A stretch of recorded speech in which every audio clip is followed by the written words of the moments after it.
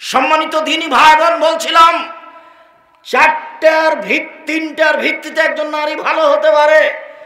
এক, স্বামীর সাথে কথা বললে হাসি মুখে বলে। দুই, স্বামী আদেশ করলে পালন করে। আপনাকে একটা কথা বলছি এখানে মধ্যে, স্ত্রীকে আদেশ করবেন, নিজে নিজে জুতা খুঁজবেন না, নিজে নিজে স্যান্ডেল খুঁজবেন না, নিজে নিজে জামা খুঁজবেন না, নিজে নিজে চিরনিখান খুঁজবেন না। নইলে আপনার স্ত্রী মনে করবে আমার উপরে রাগ করেছে, সেজন্য বলে না। আপনি বলবেন, খালেদা চিরুনিটা দেখে নিয়ে আসো তো, খালেদা ওই জামা কোথায়, এখানে নিয়ে আসো তো জামাটা, এক গ্লাস পানি নিয়ে আসো। আল্লাহর নবী এভাবেই বলতেন। আয়েশা জি না বেরেল খুমরা মিনাল মসজিদ, মসজিদ থেকে জায়নামাজটা দাও। তখন আয়েশা বলছেন, আরে আমি তো ঋতুবতী, আমার হাইজ হয়েছে। তখন আল্লাহ রসুল বলছেন, হাইজ কি তোমার হাতে লেগে আছে? যাও যাও মসজিদে যাও, জায়নামাজটা নিয়ে আসো। আয়েশা জি হালুবিল মদি ওয়াসাজিহা, ছুরিখান নিয়ে আসো তো, ভেড়া জবে করবো, ধারালো করে নিয়ে আসো। ছুরি ধারালো আমাদের দেশে পুরুষ মানুষে করে। আল্লাহ নবী আয়েশা রাদিয়াল্লাহু তাআলা আনহাকে বলেন যে ছুরি ধারালো করে নিয়ে আসো। আমি যেটা বলতে চাচ্ছি সেটা হলো, আল্লাহর নবী তার স্ত্রীকে কি করতেন? আদেশ করতেন। স্ত্রীকে আদেশ করবেন, নাম ধরে বলবেন। যদি নাম ধরে না বলতে পারেন তাহলে বড় ছেলে বড় মেয়ের নামে বলবেন। আহমদের মা শোনো, ও আহমদ এদিকে শোনো, আহমদের মা শোনো, আব্দুল্লাহর আম্মা শোনো, এভাবে বলবেন। নইলে সরাসরি নাম ধরে বলবেন। বেশি স্বাদ আছে, ওতে বেশি শান্তি তৃপ্তি আছে। গালি দিবেন না, কখনো নয়, কখনো কটু কথা বলবেন না। একবার যদি বলেন ঠোঁট মোটা, তাহলে 10 বছর আপনাকে ভালোবাসবে না। একবার যদি বলেন তোমার গায়ের রং কালো, তাহলে 10 বছর ভালোবাসবে না। ভুলেও কোনোদিন শ্বশুরকে গালি দিবেন না। একবার যদি শ্বশুর শাশুড়িকে গালি দেন, তাহলে মরা পর্যন্ত আপনাকে আর কোনোদিন ভালোবাসবে না। আপনি মারা গেছেন, ওই ঘরে কেউ নাই, কেউ যদি না থাকে তাহলে আপনার গায়ে লাথি মেরে চলে যাবে, আপনাকে ভালোবাসবে না। তার দাগ কেটে গেছে অন্তর। আপনি তার বাপকে একদিন গালি দিয়েছিলেন, তার মাকে একদিন গালি দিয়েছিলেন, সব জায়গার রাগ গিয়ে গেছে শ্বশুর বাড়িতে নিয়ে। শ্বশুর বাড়িতে যাবে না, ওকে টাকা দেয়নি সেই জন্য। কাপুরুষ, আমি তোমাকে বলিনি যে ভিক্ষা করে খেতে হবে, যৌতুক নিতে হবে না? আব্দুর রাজাক সাহেব, এটা রাজশাহী তাহেরপুর, আমরা যৌতুক নিই না। আচ্ছা ঠিক আছে, এই কথাই ঠিক। যৌতুক নেই রংপুর, লালমনিরহাট, নীলফামারী, কুড়িগ্রাম, পঞ্চগড়, ঠাকুরগাঁয়ের লোকেরা। আমরা যৌতুক নিই না, এই দোষ আমরা ঘাড়ে করতে রাজি নই, নিবও না। যদি ভুল করে কেউ করে থাকি তাহলে সন্দেহ হতে হতে ফেরত দিতে হবে। আর আমি তো বলেছি যে ভিক্ষা করে খেতে রাজি আছি, কিন্তু যৌতুক নিব না। ওই টাকা দিয়ে চাউল কিনে ভাত খেয়ে ইবাদত কবুল হবে না। যৌতুক নেয় যে তার মন ছোট হয়, মুখ ছোট হয়, অন্তর ছোট হয়, তার সব কিছু দুর্বল হয়ে যায়। দেখো তোমরা বাপ বেটা কিন্তু নিচু হয়ে আছে মুখ তোমাদের, তাই না?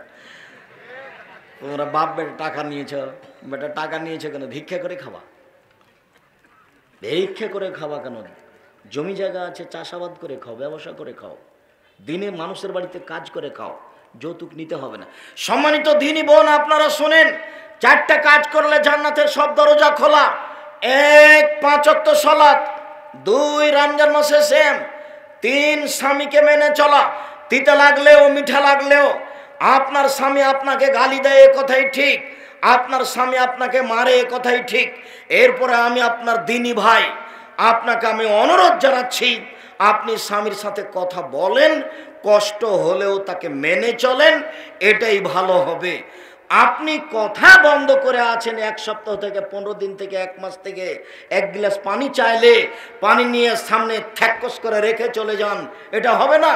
খাওয়ার আপনি মেয়ের হাত দিয়ে পাঠান, ছেলের হাত দিয়ে পাঠান, বোমার হাত দিয়ে পাঠান, আপনি নিজে যান না, আপনার ইবাদত কবুল হবে না, এই কথা আল্লাহর নবী বলেছেন। অতএব আপনি খোলা তালাক করে ভিন্ন হয়ে যান, আর না হলে কষ্ট হলেও তার সাথে চলেন। আমি আপনার দিনী ভাই আপনাকে কষ্ট করে চলার জন্য অনুরোধ জানাচ্ছি। এই সংসার ত্যাগ করে আর এক জায়গাতে গেলে সেইটা ভালো হবে, এটা বলা যায় না। অতএব স্বামীকে মেনে চলুন, তিতা লাগলেও মিঠা লাগলেও। 4, জেনায় লিপ্ত হবেন না। আব্দুর রাজাক সাহেব, ছাত্রী জীবনে জেনা ঘটে গেছে, এখন কি করব বলেন? আজ থেকে আপনি জেনা বন্ধ করেন, মোবাইলে কথা বন্ধ করেন, জান্নাতুল মাওয়া পাওয়া যাবে।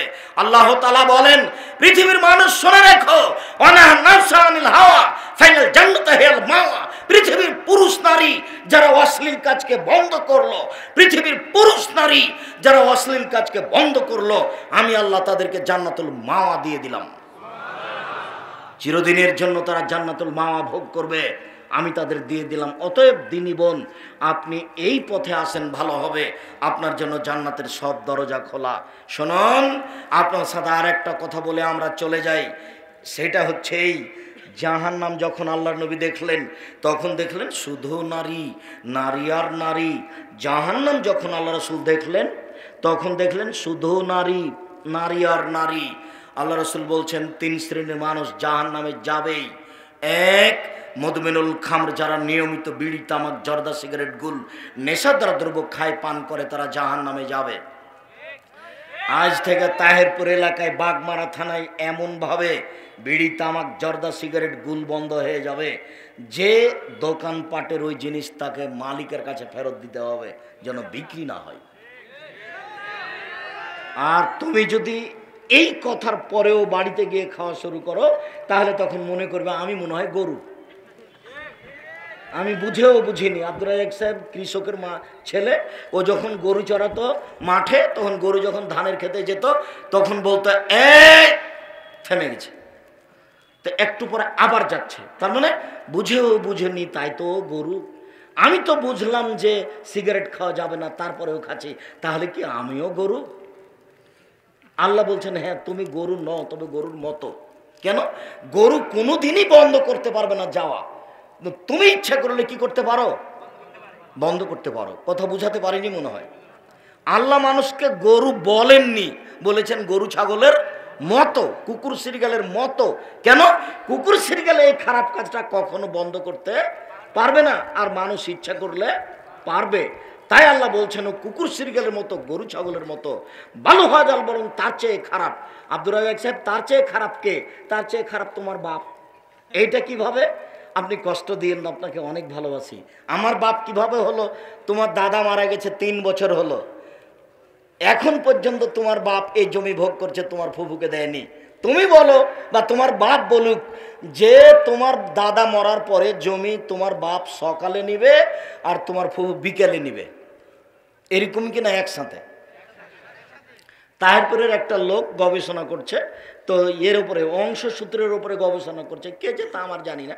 তো ও আমার কাছে গেছে, বলছে আপনার পরীক্ষা নিতে এসেছি। তো আমি অবাক হয়ে গেলাম, বাপ সুবহানাল্লাহ, পরীক্ষা নিতে এসেছি, কি ব্যাপার, কি পরীক্ষা নেবেন আপনি? তো কয়েকটা জিজ্ঞাসা করার পরে বলছে যে আপনার বাপ বেঁচে আছেন না মারা গেছে? বলে মারা গেছে। তা আপনার জমি জায়গার খবর কি? ভালো না, আমি আমার জমি জায়গা আমার বাপকে মাটি দিয়ে এসে আগে ভাগ করেছি, তারপর আমরা রাতে খেয়েছি। যদিও আমার ছোট ভাই জমি চিনে না, আমি একটু চিনি। আমরা জমি ভাগ করেছি মাত্র, আমরা দেখিনি, যাই না জমিতে। তবে জমি মাটি দিয়ে এসে ভাগ করেছি।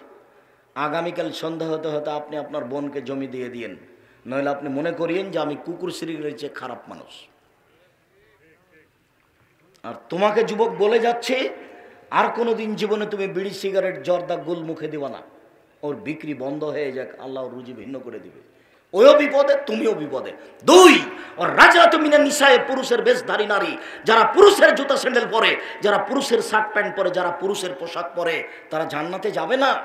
পুরুষের পোশাক পরে যারা, তারা জান্নাতে যাবে না। কোনো মহিলা পুরুষের পোশাক পরতে পাবে না, জুতা স্যান্ডেল পরতে পাবে না, পুরুষের শার্ট প্যান্ট পরতে পাবে না। পুরুষের সারা পৃথিবীর মহিলা যদি পুরুষের পোশাক পরে, সারা পৃথিবীর মহিলাই জাহান্নামে যাবে। রাসূল সাল্লাল্লাহু আলাইহি ওয়াসাল্লাম যা বলেছেন, তাহাজ্জুদ পড়ে জান্নাত কিনতে পারে না মানুষ আল্লাহ রাসূলকে অপমান করে। 3, অদায়ুস আল্লাযী কুরফিয়াল খাবাসা, যে তার বাড়িতে বেহায়াইর সুযোগ দিয়েছে, এই জাহান্নামে যাবে, তার নাম দায়ুস। শুনুন, যে লোকের মেয়েরা নগ্ন হয়ে স্কুল কলেজে যায় সে হচ্ছে দায়ুস। যে লোকের স্ত্রী রাজশাহী বাজারে চলে যায়, তাহেরপুর বাজারে চলে যায় জিনিস কিনতে, নগ্ন হয়ে দিন রাত ধাক্কা খেয়ে ঘুরে আসে, এ লোক হচ্ছে দায়ুস। আর আপনাকে বলছি, আপনি মহিলা মানুষ, আপনি কেনই বা ফ্যাশন বোরকা পরে আছেন? আপনার কেন একটু লজ্জাবোধ হয় না? আপনার কেন একটু ইতস্তবোধ হয় না? আপনার একটু কেন হায়াবোধ হয় না? আপনি কেন ফ্যাশন বোরকা পরবেন? আপনি কেন মাথার চুল খুলে জাতিকে দেখাবেন? এমনি তো সালাত আদায় করেন না, এটা একটা পাপ। আবার হাজারো লাখো পুরুষকে নিজেকে দেখে ওদেরকে জাহান্নামে ঠেলে দিচ্ছেন, আর আপনি নিজেকে মনে করছেন শিক্ষিতা। ভুল হিসাব আপনি এটা করিয়েন না, জাতিকে কবর দিয়ে নিজেকে ভালো মনে করিয়েন না। ভুল সিদ্ধান্ত আপনার কারণে কোটি কোটি পুরুষ জাহান্নামের পথ বাছাই করে নিয়েছে। অতএব আপনি সাবধান হয়ে যান, দায়ুস জান্নাতে যাবে না।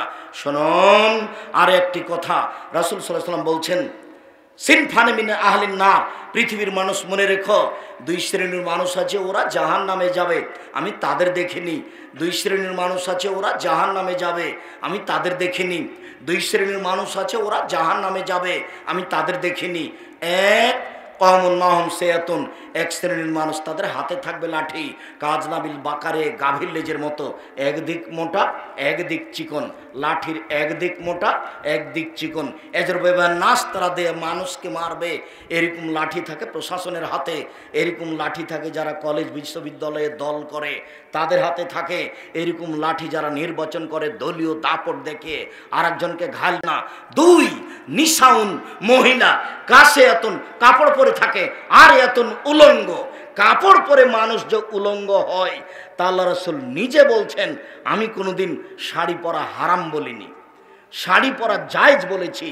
আমি বলেছি যে আপনি সালোয়ার কামিজ মেক্সি চাদর পরেন, এটা ভালো হবে।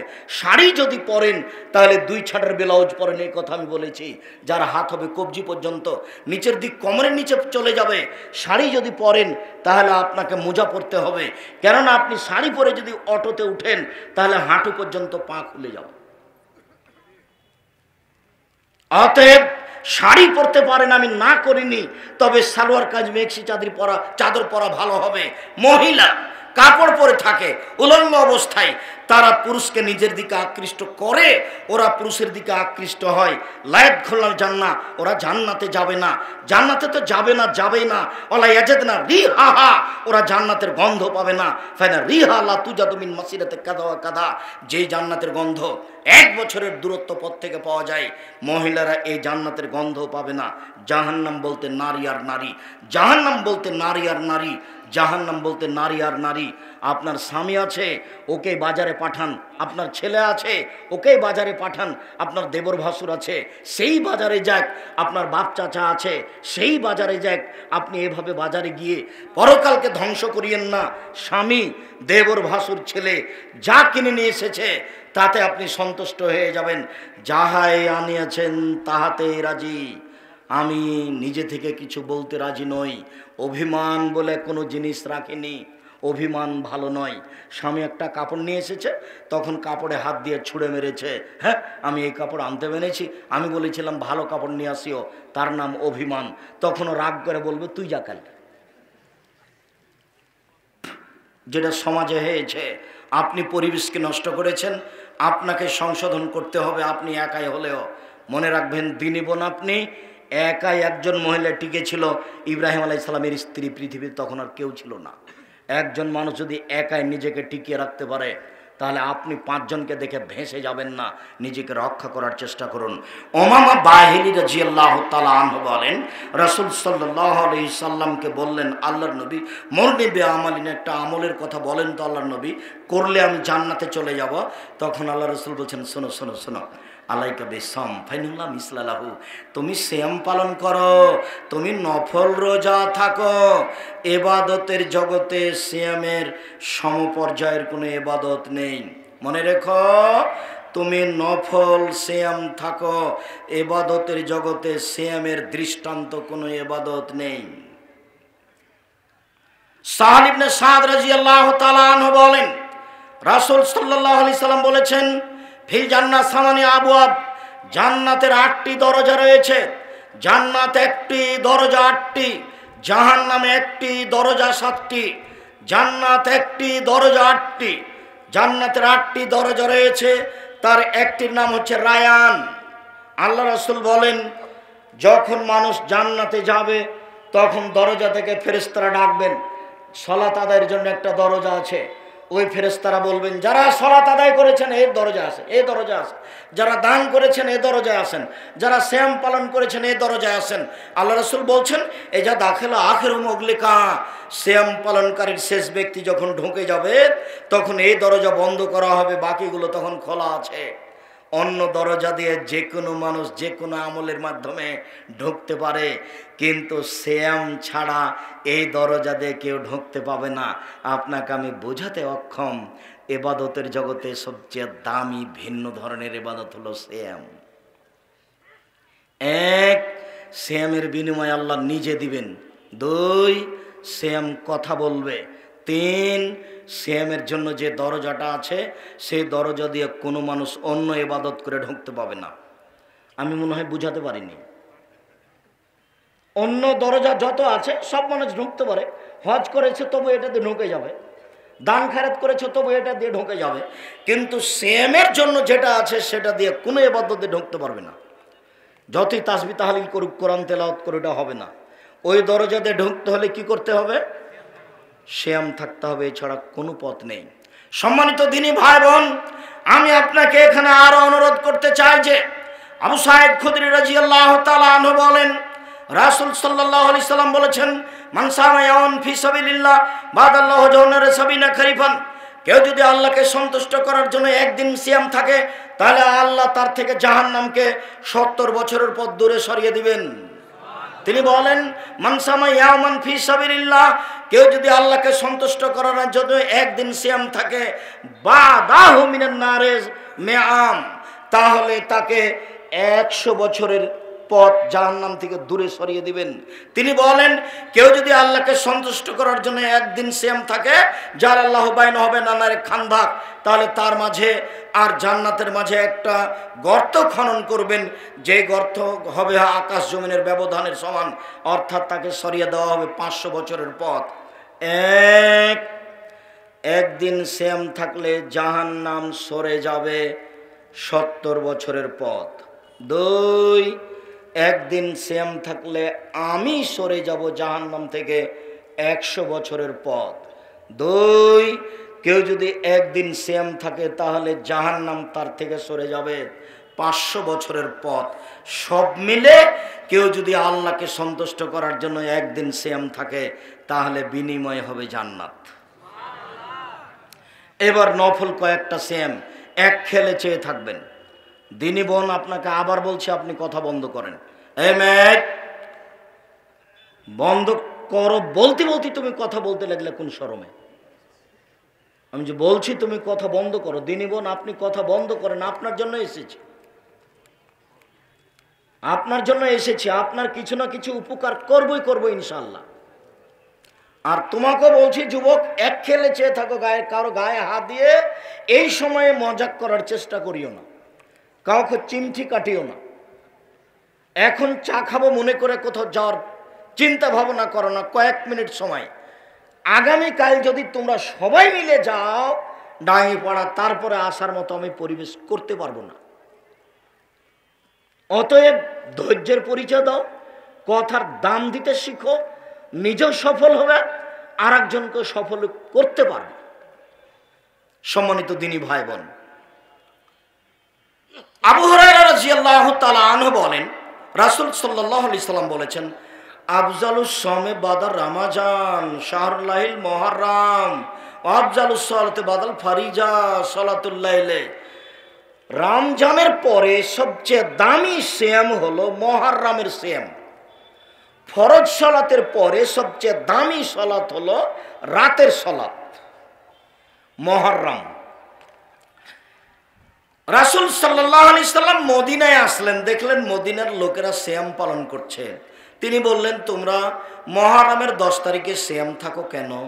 তখন মদিনার লোকেরা বলল, ইন্নাহু ইয়াউমুন আযীম, এই দিনটা হলো খুব বড় দিন। কেন? আনজাল্লাহু তাআলা ফীহি মূসা ওয়া কওমাহু, এই দিনে আল্লাহ মূসা এবং তার সম্প্রদায়কে বাঁচিয়ে দিয়েছেন।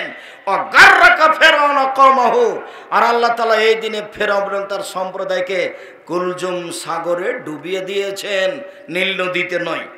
এই দিনে আল্লাহ ফিরআউনকে এবং তার সম্প্রদায়কে কুলজুম সাগরে ডুবিয়ে দিয়েছেন।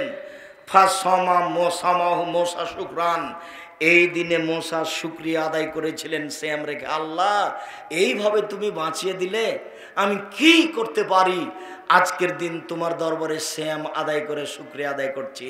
না সমূহ, যার কারণে আমরা ইহুদি, আমরাও সেই দিনে শুকরিয়া আদায় করি সিয়াম পালন করে।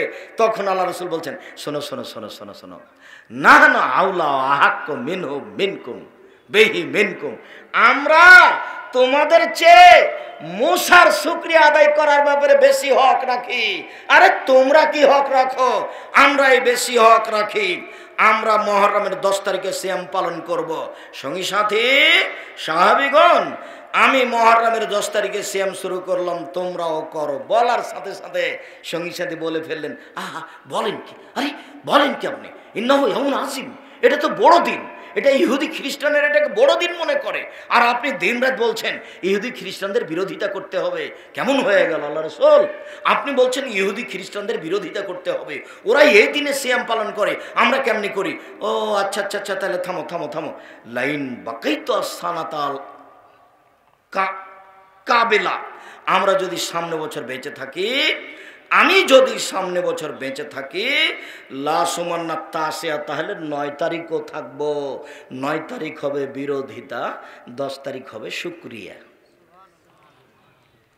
9 তারিখ হবে বিরোধিতা, 10 তারিখ হবে শুকরিয়া। এ হলো মুহররম।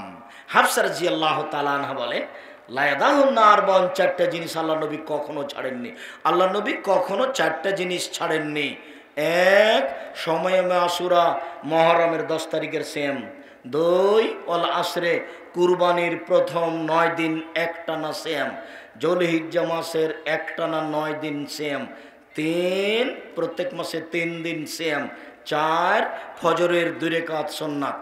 মনে থাকবে না মনে হয়? মনে থাকবে তো? খুব মনোযোগ সহকারে শুনছেন মনে হয়। এই ছেলে, তুমি বলো তো দেখি। এক, এই তুমি বলো, মুহররমের সিয়াম, জাযাকাল্লাহ খায়ের, বারাকাল্লাহ। 2, কুরবানির চাঁদে প্রথম 9টা সিয়াম, বারাকাল্লাহ, হাইয়াকাল্লাহ। 3, প্রতি মাসে 3 দিন, এটা সিরিয়াল আছে, প্রতি মাসে 3 দিন, 13, 14, 15 চাঁদের রোজা। 4, ফজরের 2 রাকাত সুন্নাত। আব্দুর রাজ্জাক সাহেব, আজকে একটু আমাদের জন্য দোয়া করে দেন তো। আব্দুর রাজ্জাক সাহেব, আমাদের স্বভাব খুবই খারাপ, আমরা রাত 2টায় ঘুমাই আর 8টায় উঠি।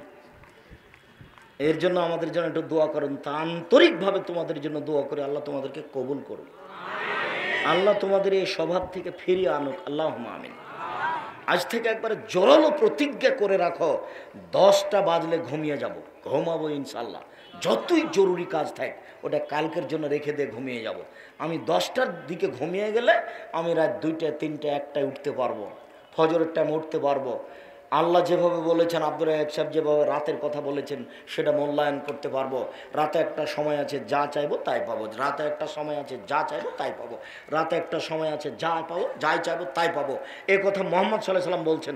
তো এটা ধরতে হলে তাহলে এটাই করতে হবে। এই ছেলেরাই, এই বিষয়টা তো আমি এখন বিস্তারিত বলতে পারছি না। তুমি আব্দুর রাজ্জাক বিন ইউসুফদের রাতের সলাত দাও, রাতের সলাত দিয়ে দেখো, সার্চ চলে আসবে রাতের সলাত। তাহলে আমি তোমাকে বিস্তারিত নিয়ম পদ্ধতি বলেছি, ওখানে বুঝতে পারবো রাতের সলাত। আর যদি জুমার খুতবা দাও, তাহলে এটা সিরিয়াল আরও সুন্দরভাবে আছে।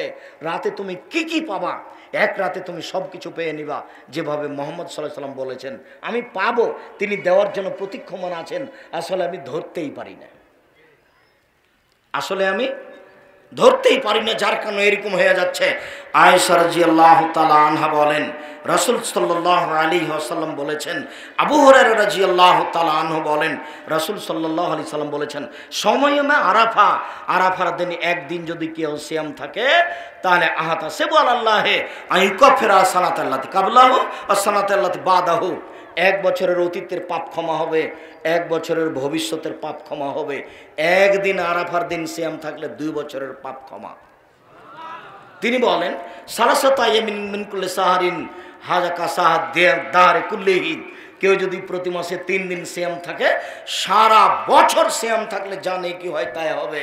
রাসূল সাল্লাল্লাহু আলাইহি ওয়াসাল্লাম বলেন, মান সামা রামাজানা সুম্মা আতবাহু সিত্তান মিন শাওয়াল, কেউ যদি রমজান মাসের সিয়াম থাকে, তারপরে শাওয়ালের যদি 6টা থাকে, শাওয়ালের 6টা, তাহলে সারা বছর সিয়াম থেকে যত নেকি পাবে তত নেকি পাবে। রমজানের 30, 29 আর শাওয়ালের 6টা।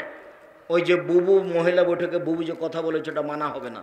বুবু বলেছে, বুবু তোমার যে হায়েজের কারণে রোজা ছুটে গেছে বুবু, ওটা ফরজ, তো ওটা আগে করো তারপরে এটা করিও। বুবুর ওটা ভুল হয়েছে।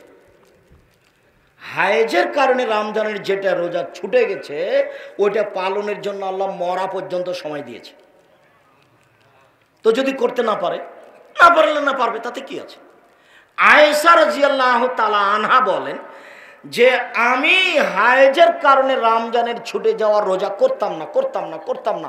আবার যখন শাবান আসতো তখন আল্লাহ রাসূল শাবানে বেশি বেশি সিয়াম থাকতেন, ওরই ফাঁকে আমি করে নিতাম। আমি এমনিদিন সিয়াম থাকতাম না কেন? আল্লাহ রাসূল যদি আমাকে পারিবারিক জীবনের জন্য ডাকেন, মিলনের জন্য যদি ডাকেন, তখন আমি বলবো আমি সিয়াম আছি। এটা আমি বলতে চাই না, যার কারণে আমি নফল সিয়ামই থাকি না। তো আমি ওই হাইজের কারণে ছুটে গেছে, ওটা আমি কখন থাকি বলেন তো? কখন থাকি উনি বলছেন? শাবান মাসে। তাহলে কতদিন পরে হলো? 10 মাস পরে, 11 মাস পরে।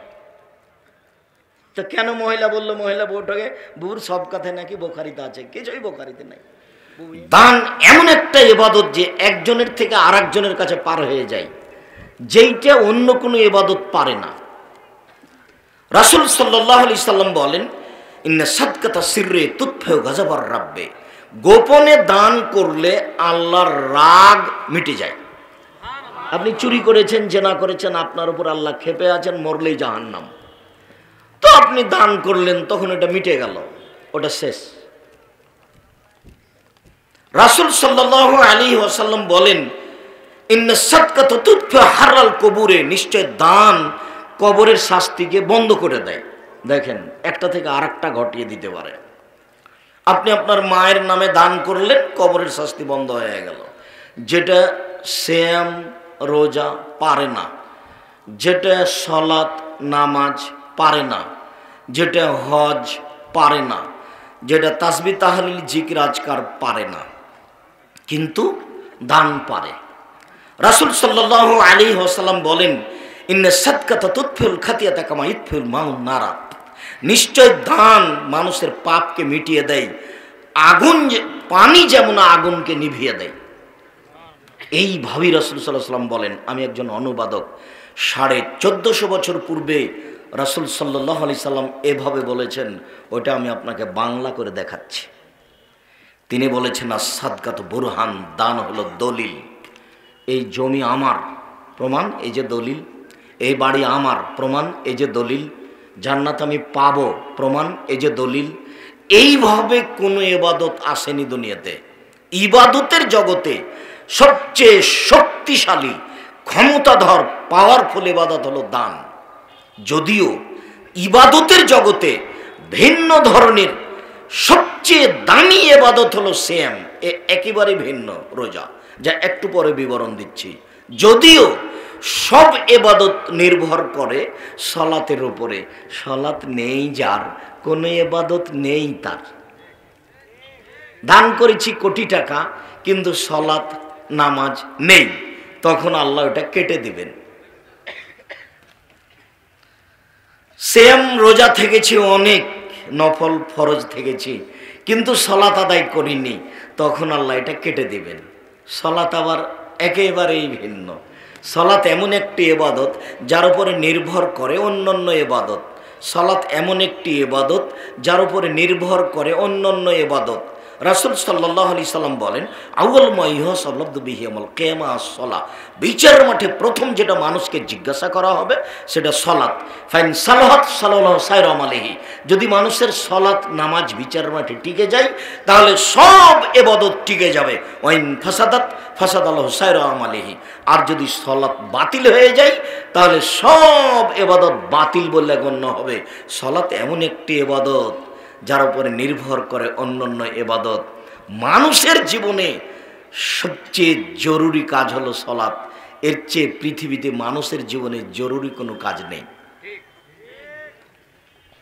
যদিও সালাত নির্ভর করে হালাল রুজির উপরে, হালাল রুজি নেই যার, সালাত নেই তার। এবার সব কাটা গেল। এদেশে কোনো এনজিও নেই, এমন কোনো এনজিও ব্যবস্থাপনা নেই যেটা হালাল। এদেশে কোনো ব্যাংকিং ব্যবস্থা নেই যেটা হালাল। জোর করে মন খারাপ করে থাকিয়েন না, লাভ নাই। আমি আপনাকে ফাঁকি দিয়ে কথা বলি না, আল্লাহর কসম, আল্লাহর কসম আপনাকে আমি ফাঁকি দিয়ে কথা বলিনি। পৃথিবী অনেক বড়। আমি আপনাকে চকলেট বিক্রি করে খেতে বলেছি। চকলেট বিক্রি করে খাবো কেন? বাপের জমিদারি আছে, এদেশের সবচেয়ে বড় ব্যবসা করব, করেন না। আমি তো করতে নিষেধ করিনি, করতেই বলছি। আপনি অল্প পয়সায় নিয়ে জীবিকা নির্বাহ করবেন কেন? উসমান রাদিয়াল্লাহু তাআলার মতো পয়সা নিয়ে জীবিকা নির্বাহ করেন। আর ব্যবসা না করলে জাতির উপকার করতে পারবেন না। রাজশাহী চাঁপাইনবাবগঞ্জে বাড়ি মানে কি? রাজশাহী চাঁপাইনবাবগঞ্জে বাড়ি মানে চাকরি করে। তো কি করে? 20, 25, 30 হাজার টাকা বেতন পায়, 25 দিনে শেষ হয়, 5 দিন তখন ধার কর্জ করে চলে, টানা হেঁচড়া করতে করতে আবার বেতন পায়, আবার 25 দিনে শেষ। এইভাবেই চললো জীবন। তাহলে ফকির মিসকিনকে কি দিবে? যতবার ফকির আছে ততবার বলে মাফ করো, মাফ করো, মাফ করো। ফকির মিসকিন কমই খারেজি মাদ্রাসায় দান করতে হলে ব্যবসা করতে হবে, কোটি কোটি টাকা ইনকাম করতে হবে, পায়ে হেঁটে যেতে হবে বা ঘোড়ায় বা উঠে 600 কিলোমিটার পথ। তোমরা কিছু সহযোগিতা করো, তাবুকের যুদ্ধে যেতে হবে। ওমর বললেন অর্থ সম্পদের অর্ধেক দিলাম, হাদিস সহিহ। আবু বকর সিদ্দিক, যে তুমি, আপনাকে আর আল্লাহকে বাড়িতে রেখে যা আছে সবই দিলাম, ভ্যান ভাড়াও হবে না। উসমান, জি, যত মানুষ যাবে তাবুকের যুদ্ধে সমস্ত মানুষের অর্ধেকের যাতায়াত খরচ, খাওয়া খরচ আমি দিলাম। সেদিন মানুষ ছিল 30,000, 15,000 মানুষকে তিনি 15,000 উট দিলেন আর 3 মাসের খাওয়া খরচ দিলেন। বর্তমান সরকারকে যদি বলা হয় যে 15,000 মানুষকে 3 মাস খেতে দিতে হবে, রাজি হওয়া ভারী আছে। তার নাম ওসমান, সবচেয়ে বড় ব্যবসায়ী, আর সম্পদ হলো উট। ব্যবসা করে খান। আল্লাহ রাসূল বলছেন যে তাজেরা সাদেকাল আমিন, বিশ্বস্ত সত্যবাদী ব্যবসায়ী বিচারের মাঠে নবীগণের সাথে থাকবেন। তিনি বলেন পৃথিবীর মানুষ শুনে রেখো, আর তিজারাত মাল কিদওয়াল হালাক, অনেক সময় ব্যবসা মিথ্যা কথাই হয়ে যায়, অনেক সময় ব্যবসাতে কসম চলে আসে। ফাসুবহু বিসাদকা, তোমরা দান খয়রাত করো তাহলে এটা মিটে যাবে। মিথ্যা কসম করেছো, বেখিয়ালে অজান্তে বা জানতেই তো দান খয়রাত করে, এটা মিটে যাবে। রাসূল সাল্লাল্লাহু আলাইহি সাল্লাম ব্যবসার খুব প্রশংসা করেছেন। পক্ষান্তরে জমি চাষ করলে বলেছেন, জমি চাষ করলে অন্তর শক্ত হয়ে যায়। হালাল রুজি উপার্জন করেন। মানুষের জীবনে 4টা জরুরি কাজ: 1, 5 ওয়াক্ত সালাত; 2, হালাল রুজি; 3, কোরআন তেলাওয়াত, অন্তত সূরা ইখলাস 3 বার পড়লে 1 বার কোরআন মাজিদ পড়ার সমান নেকি। আপনি ব্যাগ ভর্তি করেন না নেকিতে, সমস্যা কোথায়? আপনি সারাদিনে 1 বার পড়েননি, আজকে মুখখান দিয়ে যে কত বদনাম করলেন, আর কত যে কাকে ধমক মারলেন, আর দলীয় দাপট দেখিয়ে জমি জায়গা কোর্ট কাচারি দখল করে নিলেন। তো এই ঘিনঘিনা মুখখানে একবার একটু ভালো কথা বলতে চাইলেন না? আল্লাহ রাসূল বলছেন সঙ্গী সাথী যে মানুষকে পিছন দিক থেকে ধাক্কা মেরে জাহান্নামে নিক্ষেপ করে, কি তা বলতে পারো? সঙ্গী সাথী বলতে পারো? মানুষকে পিছন দিক থেকে ধাক্কা মেরে জাহান্নামে নিক্ষেপ করে কি সঙ্গী সাথী বলতে পারো? মানুষকে পিছন দিক থেকে ধাক্কা মেরে জাহান্নামে নিক্ষেপ করে কি, এ কথা বলতে বলতে বলছেন জিভা মানুষকে পিছন দিক থেকে ধাক্কা মেরে জাহান্নামে নিক্ষেপ করে। আপনাকে আমি বলেছি 2 জন যেখানে বসে আছে সেখানে বসবেন না, অনুরোধ, আপনি বসবেন না, অনুরোধ রক্ষা করুন। দোকানে বসে, দোকানে টিভি আছে, ল্যাংটা মেয়ে নাচে, এই ল্যাংটা মেয়েকে দেখে চক্ষু ঠান্ডা করে, কলিজা ঠান্ডা করে জান্নাত কিনবেন, এ আশা করিয়েন না, ভুল সিদ্ধান্ত। জান্নাতের মেয়ে অত সহজ নয়, জান্নাতের মেয়ে বাইরে থাকে না।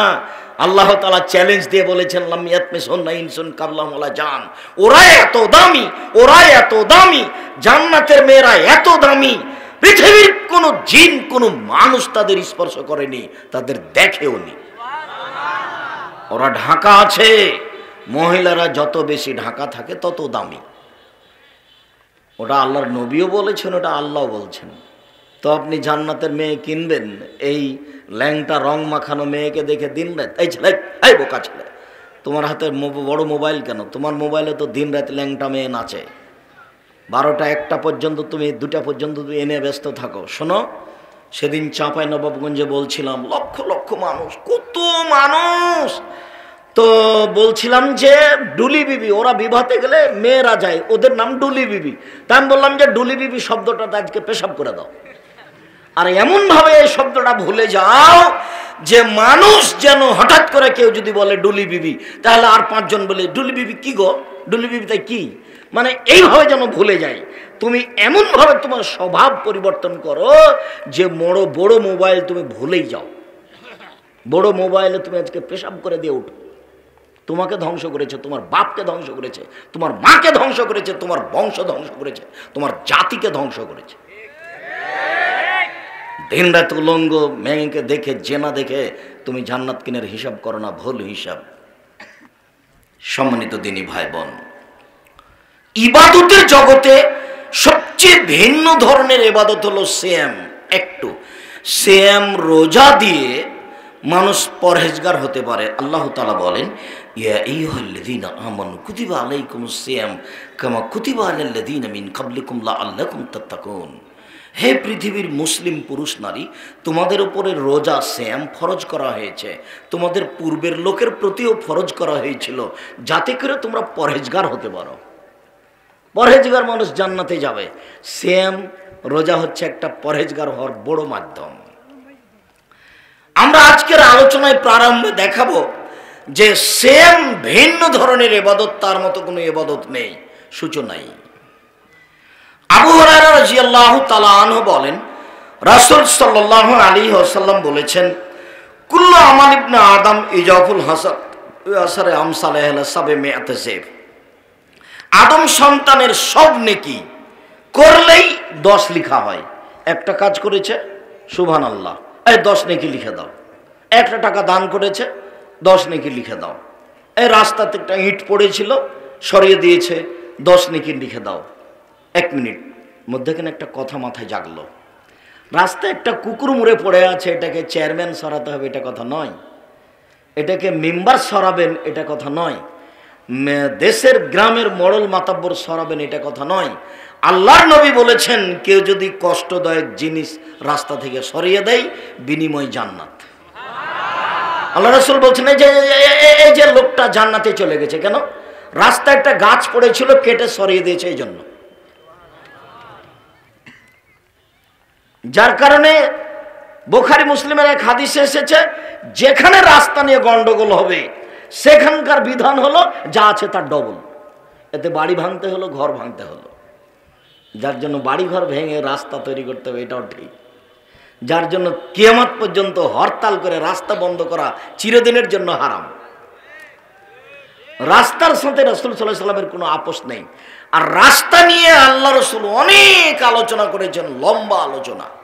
রাস্তা মুহাম্মদ সাল্লাল্লাহু আলাইহি ওয়াসাল্লামকে না নিজে জানি, না কাউকে জানতে দেখি, না চেষ্টা করি, মনে করি যে আমাদের নবী ছিলেন মুহাম্মদ সাল্লাল্লাহু আলাইহি ওয়াসাল্লাম, বাস এই পর্যন্ত। শোনেন, জোর করে পৃথিবীতে বসবাস করার চেষ্টা করিয়েন না, হযরতের নার বিশ্বাস। এই ছেলে,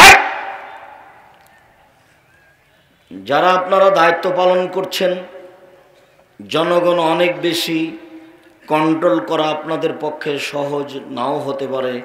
এরপরে আপনারা আজকে বক্তব্য শুনবেন না, সম্ভবপর চেষ্টা করেন পরিস্থিতি কন্ট্রোল রাখার। যারা আপনারা আমাকে দেখতে পাচ্ছেন, দিনী ভাই বোন যারা দেখতে পাচ্ছেন না, সবাকেই আমরা স্ব স্থানে বসে হোক দাঁড়িয়ে হোক, জায়গা থাকলে বসবেন, সম্ভব না হলে দাঁড়িয়ে থাকবেন। তবে জায়গা বসার মতো আছে, তারপরে দাঁড়িয়ে আছেন, এটা জায়েজ নয়। আমি সূচনায় এই কথা বলিনি এই জন্য যে আপনাদের জায়গার তুলনায় উপস্থিতি অনেক বেশি হয়তো বা, যার কারণে ওই কথা না বলে আমি আমার আলোচনায় আছি। আপনারা দিনী ভাই বোন যারা যেখানে আছেন, আমাকে দেখতে পান আর না পান, এমনভাবে এক পায়ে দাঁড়িয়ে এমনভাবে বসে আলোচনা শুনুন যাতে করে পাখি মনে করে আপনি পাথর। কোথাও থেকে কোনো শব্দ বলে মানুষের সহযোগিতা করার চেষ্টা করবেন না, হাতের ইশারা করে মানুষকে সহযোগিতা করার চেষ্টা করবেন, বসার জন্য অনুরোধ করবেন। আপনার বিরক্তির আগেই আমরা আলোচনা শেষ করব ইনশাআল্লাহ। কাজে আপনি দয়া করে আমাদেরকে কোনো কাজ দেখায়েন না যে আমি এই কাজটা করে আসি, একটু চা খেয়ে আসি, আর এখন আপনি চা খেতে যাবেন কেন? এটা কোন স্বভাব? এমনি তো আমি দোকানে আড্ডা পিটতে আপনাকে কঠিনভাবে নিষেধ করলাম। আমি তো চাচ্ছি যে জীবনে আর কোনোদিন আপনি দোকানে আড্ডা পিটবেন না। আপনি যে দোকানে বসে গল্প করছেন, তো একজন বলছে যে অমুক খারাপ, তখন আপনি বলে ফেলেন হ্যাঁ ঠিকই বলেছি যে আসলেই খারাপ। আপনি জান্নাত জানতো, এখন দেখি তাহাজ্জুদ পড়ে। ওর হাত ধরে ক্ষমা না নাইলে আর ক্ষমা হবে না। এটা বিচারের মাঠে নেকি দিয়ে বুঝিয়ে দিতে হবে। তাহাজ্জুদ পড়েছেন, হজ করেছেন, যা করেছেন, বিচারের মাঠে ওকে দিয়ে খালি জাহান্নামে চলে যেতে হবে। ব্যাগটা খালি করে ওকে দিয়ে চলে যেতে হবে। এর নাম বদনাম, সাবধান। সম্মানিত দিনী ভাই বোন, বলছিলাম আদম সন্তানের প্রত্যেক নেকিকে 10 লিখা হয়, বাড়াতে বাড়াতে আরো 700। তবে সব নেকিকেই আল্লাহ ফেরেশতা লিখতে বলেন, ফেরেশতাকে লিখতে বলেন। সুবহানাল্লাহ বলেছেন, এই ফেরেশতা নেকি লিখে দাও। দান করেছেন, এই ফেরেশতা সালাত আদায় করেছেন, এই ফেরেশতা নেকি লিখে দাও। কাল আল্লাহ তাআলা, আল্লাহ তাআলা বলছেন, ইল্লা সম, তবে সেম ফাইনালি, সেম আমার ব্যাপার, ওয়ানা আজিজেহি, প্রতিদান আমি দিব। সেমের কোনো নেকি এরকম নেই, সেম পালন করে 10-20 নেকি পাবেন এরকম নেই। সেমের কোনো নির্ধারিত নেকি নেই। রোজা থাকলে যে আপনি 5, 10, 5, 500, 200 নেকি পাবেন এরকম নয়। সেমের প্রতিদান এরকম নেই। আল্লাহ তাআলা বলেন সেম আমার ব্যাপার, প্রতিদান আমি দিব। কি দিবেন? জান্নাত দিবেন। উনি তো জান্নাত দেওয়ার জন্য প্রস্তুত করেছেন। হাদিসে কুদসি আবু হুরায়রা রাদিয়াল্লাহু তাআলা আনহু বলেন, রাসূল সাল্লাল্লাহু আলাইহি সাল্লাম বলেছেন, আল্লাহ তাআলা বলেন, আদাতু লিবাদিয়াস সালিহিনা, আমি আল্লাহ ভালো দাস দাসী পুরুষ নারী, সৎ পুরুষ নারীর জন্য এমন জান্নাত তৈরি করেছি, এমন উন্নত মানের পদার্থ দিয়ে আমি জান্নাত তৈরি করেছি, জান্নাতে এমন ব্যবস্থাপনা আমি দিয়েছি, মা সামিয়াত অজনুন, কান কোনোদিন শোনেনি, আমার আতায়নুন, চোখ কোনোদিন দেখেনি, অমা খাতারা বেকাল বেবাসার, মানুষের অন্তর কোনোদিন ভাবতে পারেনি জান্নাত থাকা খাওয়ার জায়গা এত উন্নত মানের হতে পারে। মানুষ দেখেছে আগ্রার তাজমহল, মানুষ দেখেছে ইরাকের ব্যাবিলনের ঘণ্টা, মানুষ দেখেছে কলিকাতার হাওড়ার ব্রিজ, মানুষ দেখছে ফ্যাক্স মেশিন, মোবাইল, আরো কিছু। এর পরেও জান্নাত এর চেয়ে ভিন্ন, যেটা মানুষ ভাবতে পারে না থাকা খাওয়ার ব্যবস্থা এত উন্নত মানের হতে পারে। আল্লাহ তাআলা বলেন, আমি মানুষের থাকা খাওয়ার জন্য জান্নাত প্রস্তুত করে রেখেছি আমার ভালো পুরুষ নারীর জন্য। তারা যদি সিয়াম পালন করে আমি এইটা দিয়ে দিব। আপনি সুবহানাল্লাহ বললে নেকি পাবেন, 5, 10, 50, 100 পাতা ভর্তি পাবেন। আপনি হজ করলেন নেকি পাবেন, অনেক নেকি পাবেন। আপনি কোরআন মাজিদ পড়লেন, অনেক নেকি পাবেন। আপনি সূরা ইখলাস 3 বার পড়লেন, একবার কোরআন মাজিদ পড়ার নেকি পেয়ে গেলেন, অনেক নেকি। সব নেকি আল্লাহ ফেরেশতাকে লিখতে বলবেন। কিন্তু আপনি যদি সিয়াম রোজা থাকেন, এই নেকি আল্লাহ কাউকে লিখতে বলবেন না। আপনাকে আমি বুঝাতে অক্ষম সিয়াম কি জিনিস। ইবাদতের জগতে সবচেয়ে ভিন্ন ধরনের ব্যতিক্রম দামি ইবাদত হলো সিয়াম। আব্দুল্লাহ ইবনে আমর রাদিয়াল্লাহু তাআলা আনহু বলেন, রাসূল সাল্লাল্লাহু আলাইহি ওয়াসাল্লাম বলেছেন, আসিয়ামু আল কোরআনু ইয়াসফানিল আবদি ইয়াউমাল কিয়ামা, বিচারের মাঠে সিয়াম এবং কোরআন আপনার পক্ষে কথা বলবে। পক্ষে কথা বলাটা অনেক বড় সুবিধা। তাহেরপুরের একটা ভ্যান চালক রাজশাহী শহরে গেছে, তো এদিকের ভ্যান ওদিকে ঢোকা নিষেধ হয়তো বা, তখন পুলিশ ধরে ওকে পিটাচ্ছে। তো তাহেরপুরে সে একটা সুপরিচিত মানুষ গাড়ি নিয়ে যাচ্ছিল, আমাদের গ্রামের ছেলেটাকে পিটাচ্ছে। তো গাড়ি থেকে নেমে কি হয়েছে, তো পুলিশ বলছে, স্যার স্যার এ আমাদের এলাকা, উল্টা এলাকায় এসেছে, এর জন্য পিটাচ্ছি, আর ছেড়ে দাও। তো হাতাহাতি ছেড়ে দিল। তো এই লোকটা তার জন্য কত উপকারী ও কি বুঝতে পেরেছে? তার মানে ওর পক্ষে কথা বলাটা তার জন্য কত সুবিধা। তো দুনিয়াতে যদি এত সুবিধা হয়, বিচারের মাঠে যে আমার পক্ষে কথা বলবে সে আমার কত সুবিধা। আপনাকে আমি কি দিয়ে বুঝাই, ও আমার কত বড় জিনিস। যেসব জিনিসগুলি আপনার পক্ষে কথা বলবে তার একটি গুরুত্বপূর্ণ জিনিস হচ্ছে সিয়াম, তার একটি গুরুত্বপূর্ণ জিনিস হচ্ছে কোরআন। কোরআন মাজিদ আপনার পক্ষে কথা বলবে। তার একটি গুরুত্বপূর্ণ জিনিস হচ্ছে আঙ্গুলে তাসবিহ গণনা করা। আঙ্গুল আপনার পক্ষে কথা বলবে, তবে তাসবিহ দানা বলবে না। যদি আপনার তাসবিহ দানা 1000 দানার হয়, তবু 1000 দানার তাসবিহ আছে হাতে, আবার মেশিনে তাসবিহ, সুবহানাল্লাহ, মেশিন টিপে দিল। মুহাম্মদ সাল্লাল্লাহু আলাইহি সাল্লামকে অপমান করা। আল্লাহর নবী বলেছেন আঙ্গুলে তাসবিহ গণনা করতে হবে। সুবহানাল্লাহ, আলহামদুলিল্লাহ। আঙ্গুল বিচারের মাঠে কথা বলবে, আল্লাহ আমার মাধ্যমে তাসবিহ গণনা করেছে, তুমি একে মাফ করে দাও। বিচারের মাঠে আপনার পক্ষে কথা বলবো ওইসব ছেলে মেয়ে যেগুলো যুবক হওয়ার আগে মারা গেছে, যার জন্য বেশি ছেলে মেয়ে নেবেন, সিদ্ধান্ত বাতিল। মাত্র একটা ছেলে একটা মেয়ে, সিদ্ধান্ত বাতিল, আজ থেকে চিরদিনের জন্য বাতিল। ছেলে মেয়ে 5-10টা হলে 2-1টা মারা যাবে, আর ছেলেই আপনার মাত্র 2টা, কয়টা মরে কয়টা থাকে, এই হিসাবই বাতিল। এমন শক্তভাবে ছেলে মেয়ে দাঁড়াবে বিচারের মাঠে, যারা বাল্য অবস্থায় মারা গেছে, যতক্ষণ পর্যন্ত আপনার ব্যাপারে জান্নাত ঘোষণা না হয়েছে, ততক্ষণ পর্যন্ত তর্ক বিতর্ক চালিয়ে যাবে আপনার ছেলে আল্লাহর সামনে। একথা আমি বলিনি, একথা মুহাম্মদ সাল্লাল্লাহু আলাইহি সাল্লাম বলেছেন। অতএব এত বড় সুবিধা নিলে ছেলে মেয়ে বেশি নিতে হবে। 8-10টা ছেলে মেয়ে হবে, তার মধ্যে 2টা-1টা মারা যাবে। যেমন আপনারা 10-12 ভাই বোন, তার মধ্যে 7টা আছেন, 5টাই মারা গেছে, 8টা আছেন, বাকি মারা গেছে। এরপরে আপনার মা আজও রান্না করে দিতে পারে, আপনার স্ত্রী পারে না।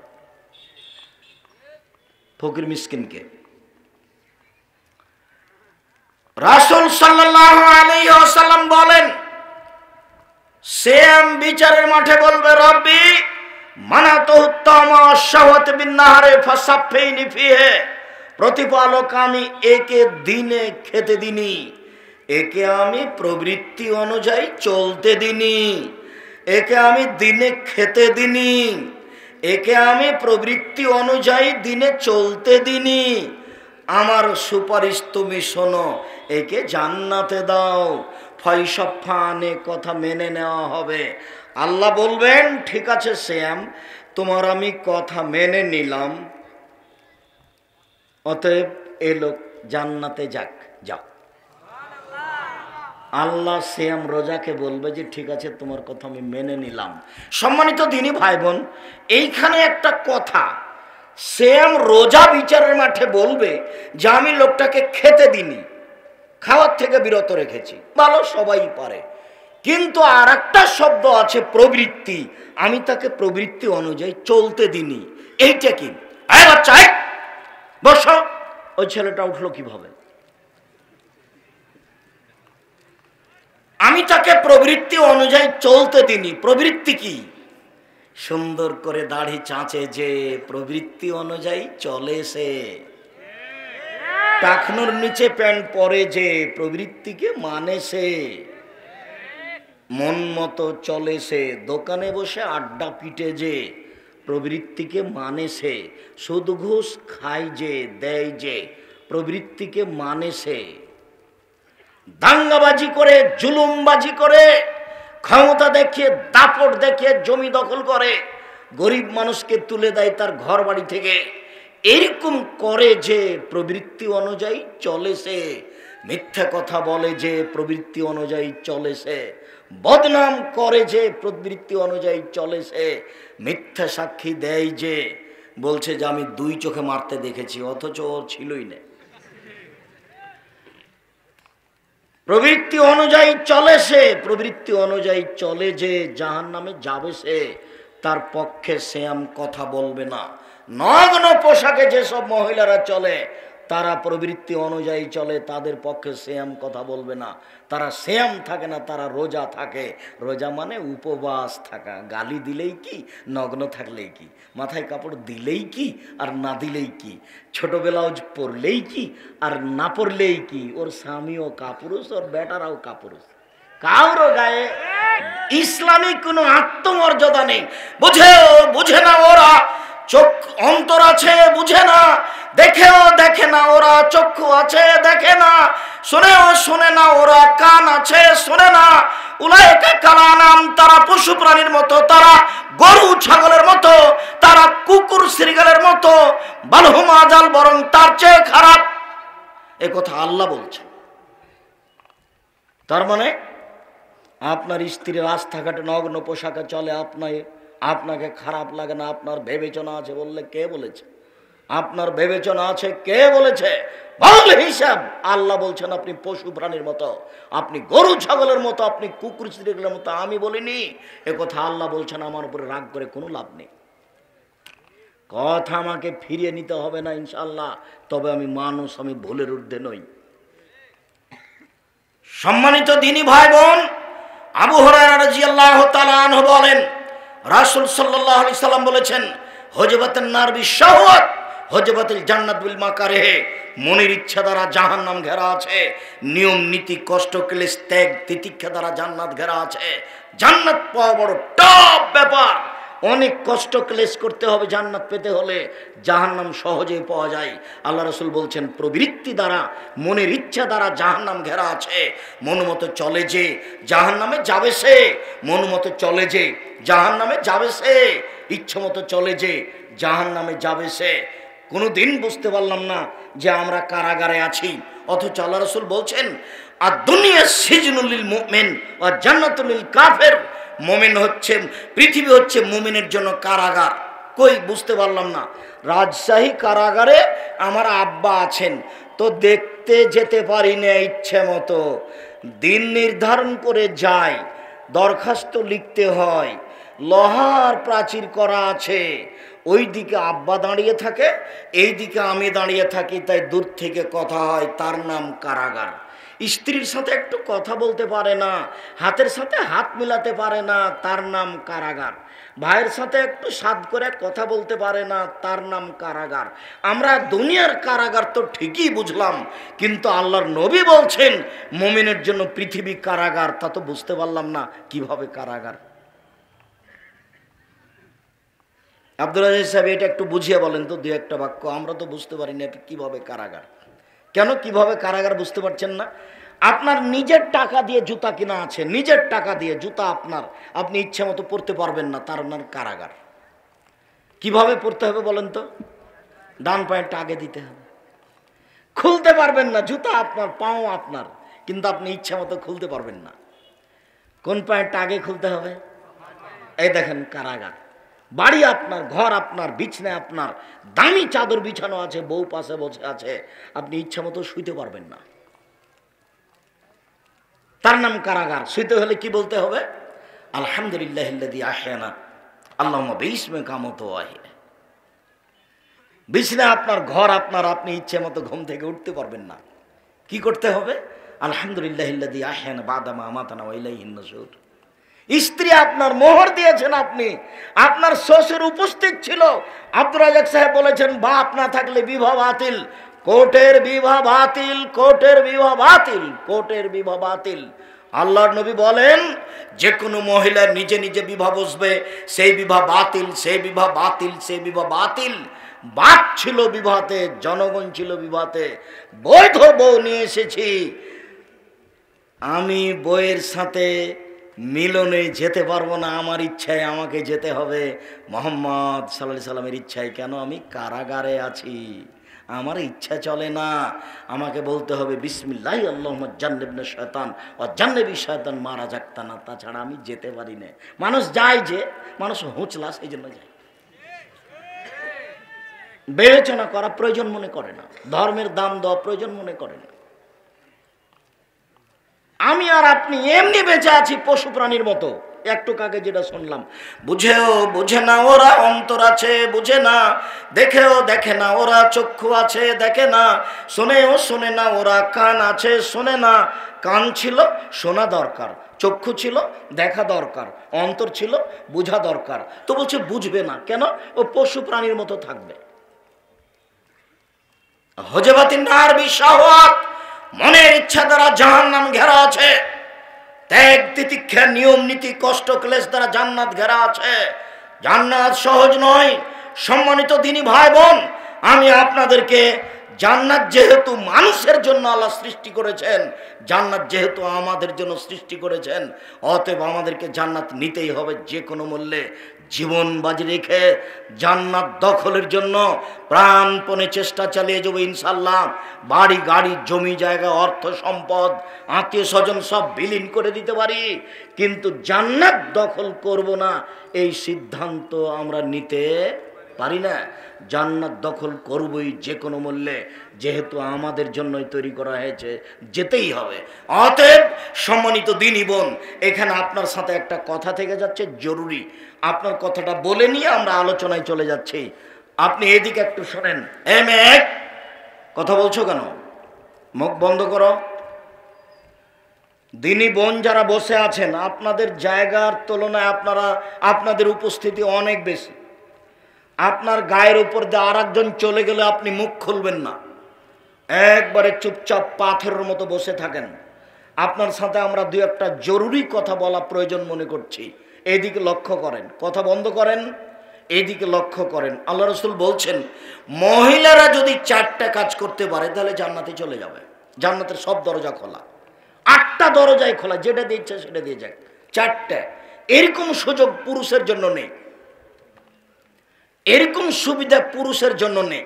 1, সলাত খামসাহা, 5 ওয়াক্ত সলাত আদায় করলো। 2, সমাজ সাহারাহা, রমজান মাসের সিয়াম রোজা থাকলো। 3, আতাত বালাহা, স্বামীকে মেনে চললো। 4, আহসানাত ফারজাহা, জেনায় লিপ্ত হলো না, এবার তার জন্য জান্নাতের সব দরজা খোলা। আব্দুর রাজাক সাহেব, আপনি আমাদের দিনী ভাই, আপনার কথা আমরা বুঝি। 4টা কাজ করলে জান্নাত পাওয়া যাবে, এ কথাই ঠিক। প্রথম 2টা সহজেই পারি, আমরা 5 ওয়াক্ত সালাত আদায় করি, আমরা রমজান মাসে রোজা সিয়াম থাকি, তবে স্বামীকে মেনে চলতে পারি না এই জন্য যে তার মুখ খারাপ, ও গালি দেয়, ও মারে। ভুলেও কোনোদিন স্ত্রীকে মারবেন না, গালি দিবেন না, মুখ খারাপ করবেন না। পৃথিবীতে এর চেয়ে কোনো শান্তি তৃপ্তির বস্তু আল্লাহ পৃথিবীতে দেননি। কোটি টাকার মালিক হলেও আপনি শান্তি পাবেন না স্ত্রী ছাড়া। উন্নত মানের ঘর হলেও, দামি চাদর দিয়ে বিছানা সাজালেও তৃপ্তি শান্তি পাবেন না স্ত্রী ছাড়া। এ কথা আল্লাহ বলেন, এ কথা নবী বলেন। সব তৃপ্তি শান্তি ভালোবাসা আপনার স্ত্রীর মধ্যে আল্লাহ রেখে দিয়েছেন। অতএব এইটা গালি দিয়ে মেরে এই পরিবেশ নষ্ট করিয়েন না। আল্লাহ রসুল বলছেন, আরবাতুল্লিস সাদা, 4টা জিনিস আছে যার সুখময় জীবন তার। 4টা জিনিস আছে যার সুখময় জীবন তার। আল্লাহ রসুল বলছেন, 4টা জিনিস আছে যার সুখময় জীবন তার। 1, আল মারাতুস সলেহা, ভালো স্ত্রী। 2, আল জারুস সলে, ভালো প্রতিবেশী। 3, আল মার্কাবুল হানি, একটা ভালো গাড়ি, সাইকেলের যেন চেন না পড়ে তাহলে ভালো গাড়ি। 4, আল বাইতুল ওয়াসে, প্রশস্ত ঘর, অন্তত মেহমান যেখানে বসে সেইটা যেন প্রশস্ত হয়, 5 জন 10 জন মেহমান যেন বসতে পারে। 4টা জিনিস আছে যার সুখময় জীবন তার। 1, ভালো স্ত্রী। 2, ভালো প্রতিবেশী। 3, ভালো গাড়ি। 4, প্রশস্ত ঘর, ভালো স্ত্রী। 3টা গুণে একজন স্ত্রী ভালো হতে পারে, 3টা গুণে একজন নারী ভালো হতে পারে। 1, স্বামীর সাথে কথা বললে হাসি মুখে বলে। 2, স্বামী আদেশ করলে পালন করে। 3, স্বামী বাড়িতে না থাকলে নিজেকে কন্ট্রোলে রাখে, হেফাজতে রাখে। স্বামী নাই এই সুযোগে মোবাইলে কারো সাথে কথা বলে না। পরহেজগারি তো ওখানে কেটে গেছে, তাহাজ্জুদ ঠিকই পড়ে, বোরকা ঠিকই পড়ে, কিন্তু স্বামী যখন থাকে না তখন মোবাইলে আর একজনের সাথে কথা বলে। হাজারো লক্ষ কোটি নারীকে মোবাইল ঘায়েল করেছে। তওবা করে এখান থেকে ফিরে আসতে হবে। প্রথম বাক্য মনে রাখতে হবে, দুর্ঘটনা ছাড়া, জরুরি কিছু ছাড়া মোবাইল ব্যবহার করতে হবে না। ওকে ঘৃণা করতে হবে, ও আপনার ভালোর জন্য আসেনি। কিছু ভালো আছে এ কথাই ঠিক, প্রায়াংশ ক্ষতি আছে এ কথাই ঠিক।